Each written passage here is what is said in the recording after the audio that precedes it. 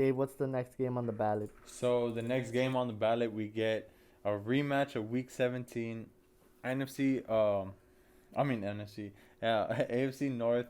We get the Browns at the Steelers, and at previous thought, we thought this game was gonna be. It still can be. It still can be, but we've just been informed as of yesterday. 5 people are tested positive, or will not play, and one of them being not a player but a head coach, Kevin Stefanski, can't say his last name.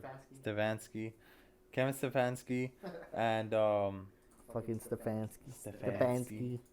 But but yeah, we still don't know who the other four are. So as of right now, Well, I think one was Joe Petonio, their tackle. hmm. So and a couple coaches maybe. But as of right now, it's still up for, you know, only God and the Browns know who those 5 people are, and so yeah, it depends on who they are and how big of a role. I mean, everybody's plays a big role, especially one of them, head coach, and I just hope to see a competitive game. That's all I hope to see. I hope it's nobody too. I mean, I'm not trying to say like, oh, it doesn't matter that it's these people or these people. You know, COVID is still COVID. May God be with them. But, but yeah, I mean, hopefully it's not, a big rolled guy such as a Baker or the People's Champ or You Nick you Chubb. you think Joe Petonio's not a big guy? I mean, yeah, he's a big, but still, that's all speculation. The only one that's confirmed as of now is Kevin Stefanski. Yeah, that.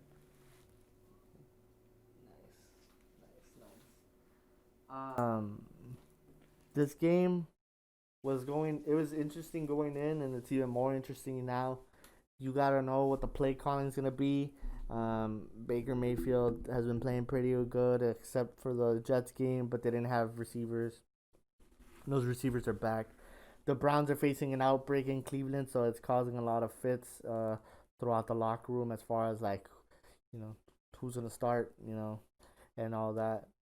This game is still interesting in ways of the Steelers. Can they show up with arrested Ben Roethlisberger and some receivers and some players? How good are they gonna be playing in this game in Pittsburgh? And usually Pittsburgh in the playoffs causes a lot of problems for people because of the weather and the fields and the fans. Okay, so there's no fans. What's gonna happen there? The receivers haven't played so good throughout the whole year. Chase Claypool broke out and became a problem, but then kind of slowly watered down. Deontay Johnson he's been dropping balls consistently. James Conner, where's the running game? So it I think Cleveland could win this game and really not get lucky, but like kind of steal this game without a lot of people thinking that. And that's one for me that I think you should keep an eye on is Cleveland winning this game. The X factor is simple: Baker no turnovers and Run the hell out and of run the hell out of the ball. You got two of the best backs in the league, and you could have a good quality Baker without him forcing the rock. I mean, forcing the ball down anyone's throat, I should say. But for the Steelers, it's kind of just you gotta be consistent both sides. As far as the running the ball and passing the ball. Can you get production from either? Because if not, then this game becomes either a blowout or it's gonna be a close game going into the fourth. And I think these Cleveland Browns could really pull a rabbit out of the hat when they need to. Jarvis Landry's been playing pretty good. Rashard Higgins has been playing good. Austin Hooper's been playing good. David Njoku's been playing good. They have weapons. Can they get them going? That's gonna be one for Sunday.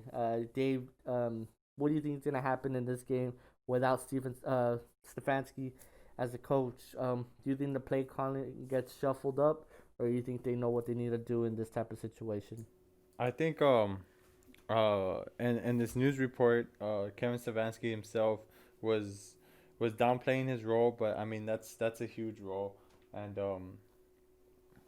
I think They already have a blueprint on how to beat them. They beat them week 17, and I'm sure Big Ben wasn't there, but they have a blueprint and they have the weapons. So I think they could go in there and beat them. I I I I'm a strong believer that they can.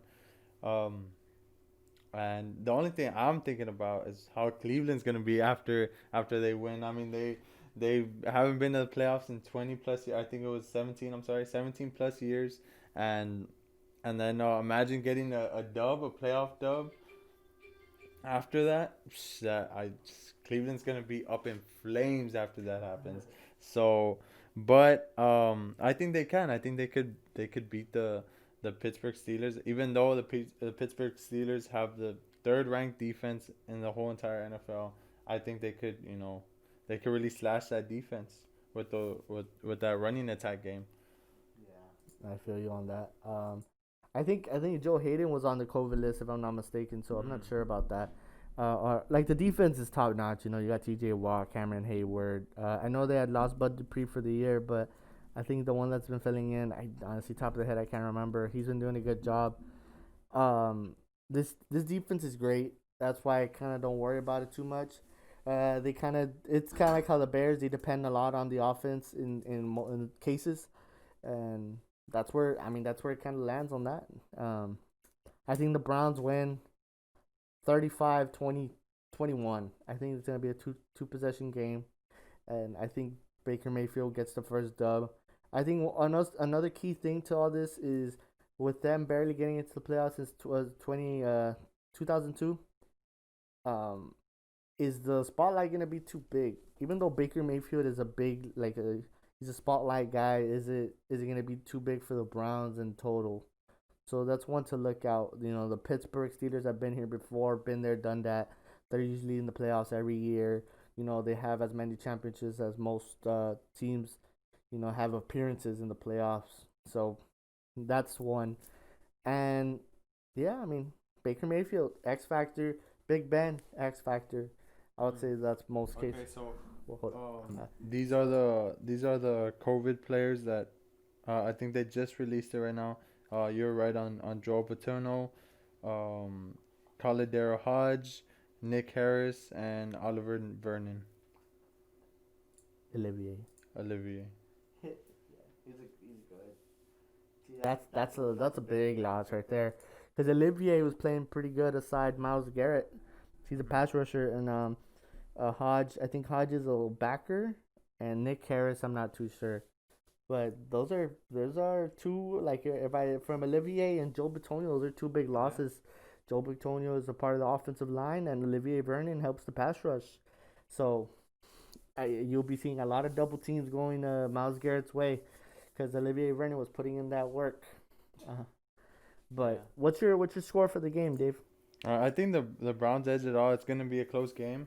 I think that's one of the closer games. Um, I think it's a very dirty win, but they get the win over there in Pittsburgh, and it feels good to be a Browns fan. 20-17. That's mine. I think Dave's buying a Browns jersey after Yeah. this game. I'm only sure. I'm buying a Tim Couch jersey. I think that's Couch. I think that's his name, the one that was with the Browns. On my way. Or Crouch. No, I think it was Crouch. No, it's the couch. Tim Couch. Yeah, I'll get one of those. But those were our picks. That was a breakdown for the Sunday and the Mega Sunday. Because make and yeah, if y'all like the list or the picks, let us know. If you didn't like the list, or Let us know. let us know. But I think we'll end it with that. Till the next time, I'm Alexis. That's Dave. We're the Nothing Less podcast, and we'll catch you on the next episode. Swag.